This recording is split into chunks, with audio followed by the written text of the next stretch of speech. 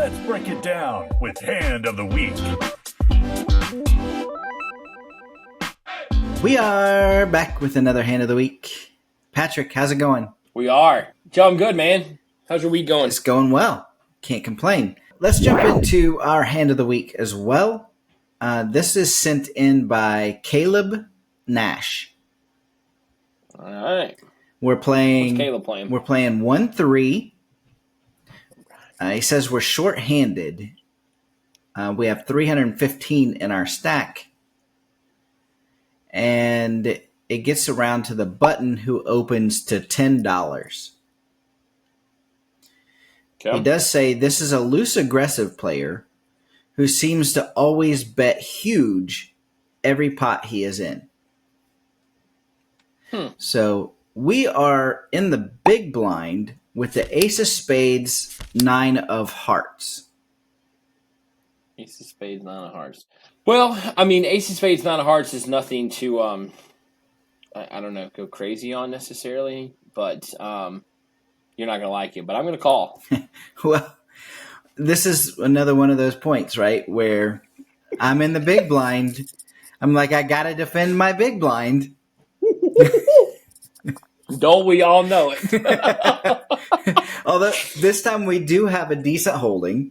Correct. Absolutely. It's a pretty standard position raise in this spot, right? So typically, if it folds around to the button, that's pretty standard for somebody to raise there.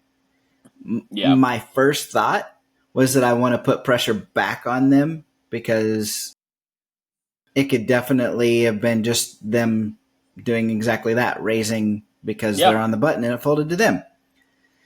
Yep. The thing that makes me hesitate is that line from Caleb where he says he always bets huge every pot he's in, and then we're playing for stacks with ace-9 or we end up having to fold. And you haven't seen a flop. Yeah. I mean, you just never know how quick it goes. So, yeah, that was exactly my thought. Let me call this. I get in for, $10 and I can see the flop. Right. So that's what I'm thinking too. I'm definitely not folding. Folding is off the table. Correct. So let's just call. Yeah. And that's what Caleb does as well. Smart, man. So very smart. Yeah. So there's $21 in the pot. And we are heads up to the flop of the ace of hearts, jack of spades, 10 of spades. And we are first to act.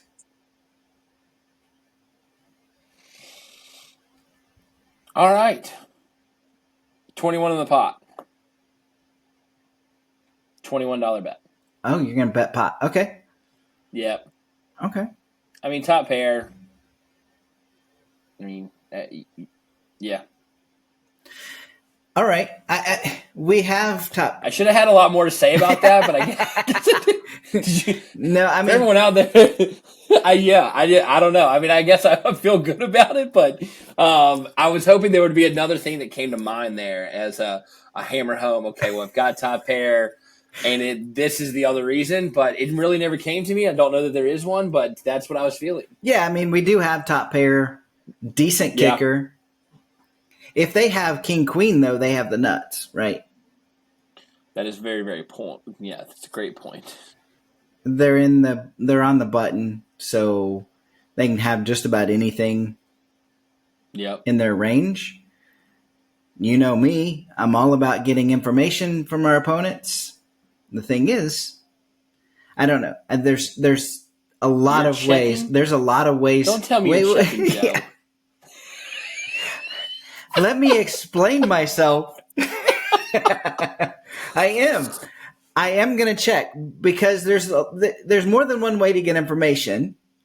And I feel like if he bets small, then we can say, okay, he has a great hand. He has king, queen, something like that because he wants us to come along. If he bets big, then I feel like we can start to discount that, right?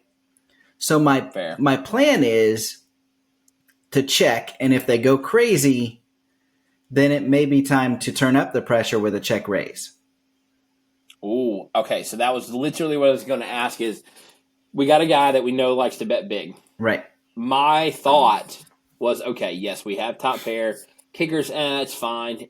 This kid, the guy could be sitting on, king, queen, like you said. They could be doing, queen, jack, queen 10, something like that. I mean, you really don't know, I guess, at this point. You do want to find that information.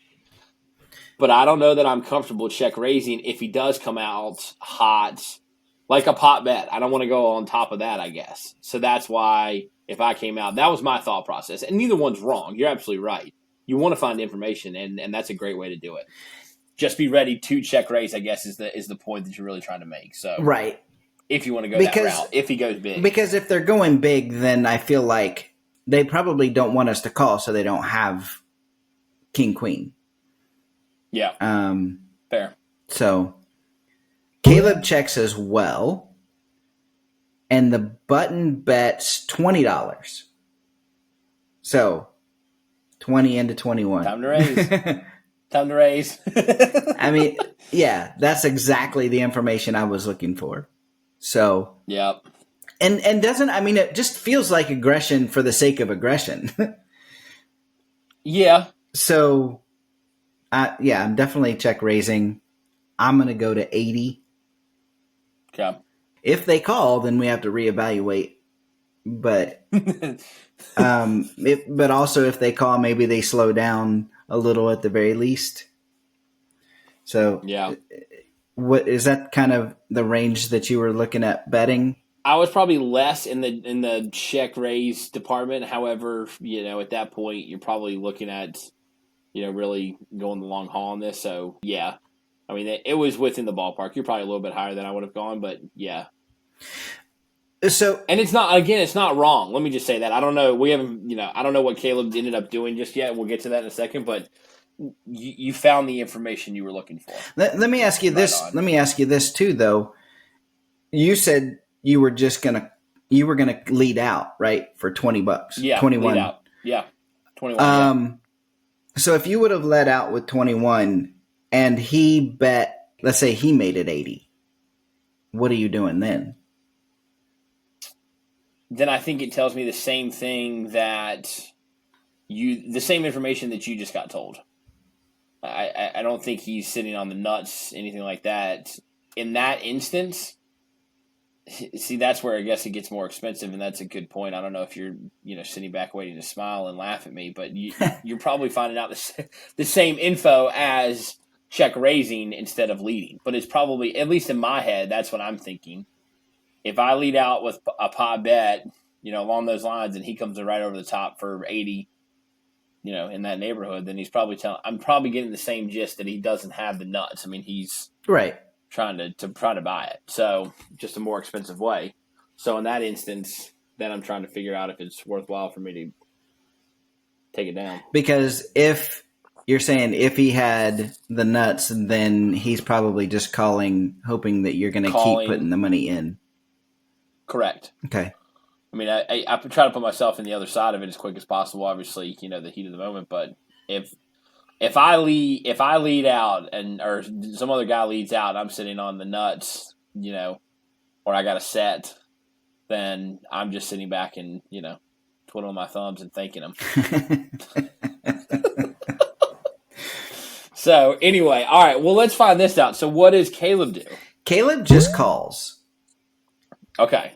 So that means the pot now is 61. And the turn is the ace of diamonds. Well, I'm loving that. Does it really change a whole lot? I mean, obviously, sure, if he's sitting on jacks or tens, if we've got the better set at that point. Oh no! Yeah, I was gonna say, if he's sitting on jacks or tens, we're in trouble. Folks, we're a little slow in the mindset game this week. We need to play some cards immediately. Yes. Wow. No, you're right. It doesn't. It doesn't change a single thing, actually. I mean, our hand improved, right? Yeah. But we still lose to king queen. We lose the jacks. We lose the tens. Yeah. So, none of that changed. We called the flop. Check called, correct. That's exactly what I would do here again, in my opinion, because you lead and he raises. I'm not going with. So, you're saying you were wanting to put money in the pot on the flop, but now you're not? With an extra ace, yeah. Today's making sense day. Don't you know? I guess that's a good point. If I was playing my hand, let me put it this way. If I was playing my hand and I'd bet 21, let's just say for argument's sake, the villain called, then I'm probably leading out with close to a pot bet again. Okay. So if he had raised and it was a bigger raise, then I don't know if I'm still here. I would want to be, but I don't know if I still am. I might have just lived to fight another day. So going back to, but Caleb's hand, we check called. I think a check call is warranted again, or a check raise, whichever way you want to go about it. I wouldn't check raise, but you would. Not every time, but I can see it in your face. Well, here's the thing: is if they have king queen now, yeah, and we end up we're still not drawing dead. So I still feel like they're just being aggressive to be aggressive. Like to me right now, their story doesn't make me believe that they have the nuts. If if we check raise and they come over the top, we may end up getting our stacks in the middle.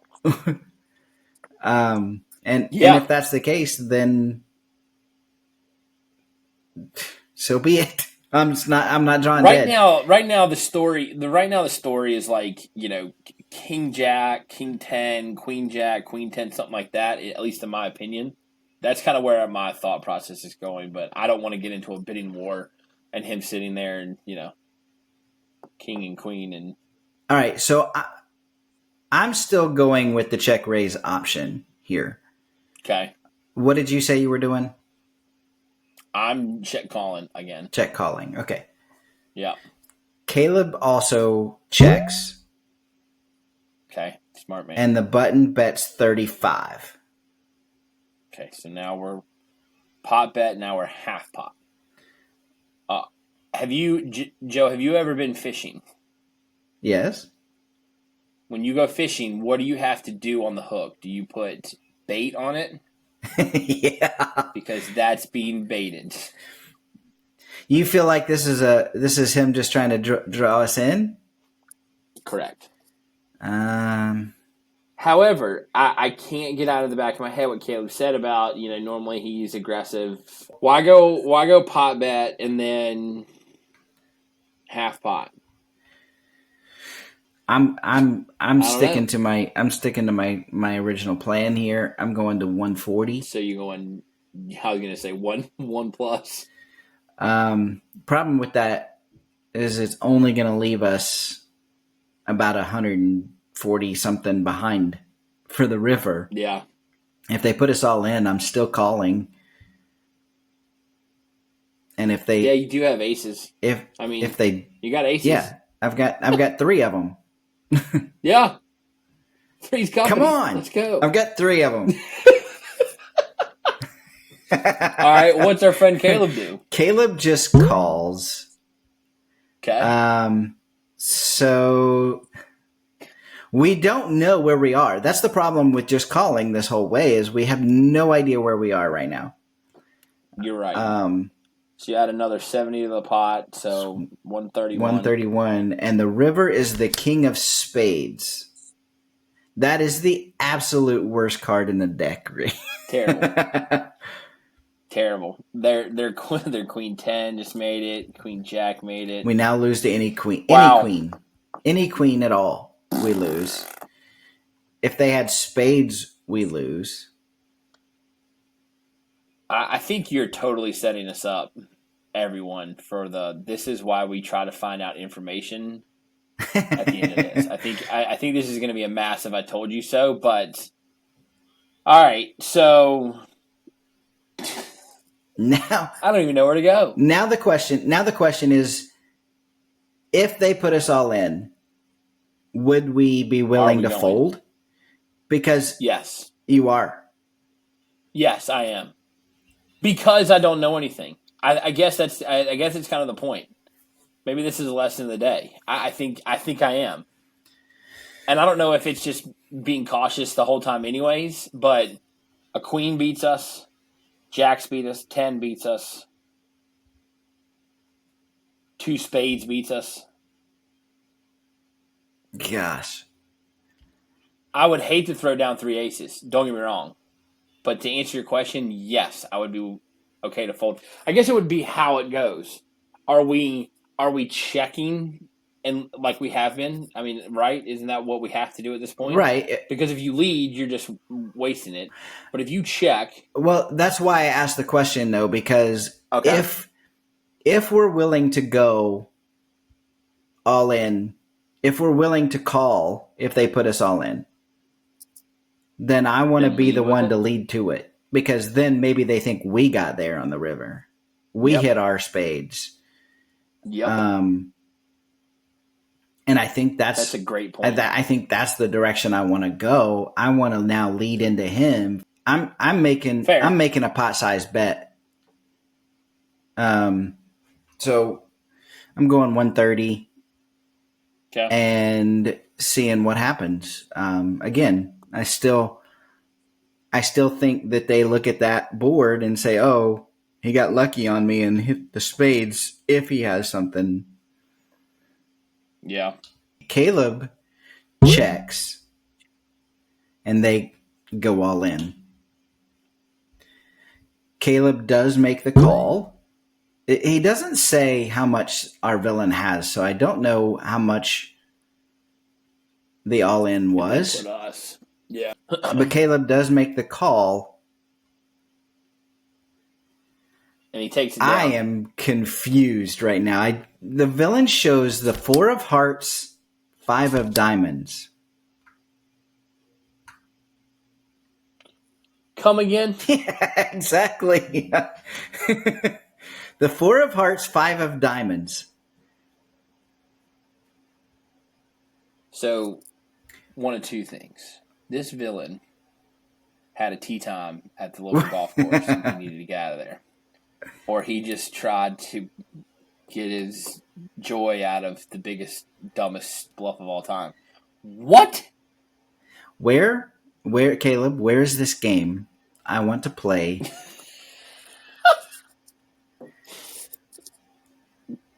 I don't know what to say. I'm normally not speechless. You can ask my wife. I never stop playing. Well, I will say this, though. What? I do think Caleb got the maximum that he could, because if we would have showed the aggression by check raising like I wanted to do, he probably folds in those spots.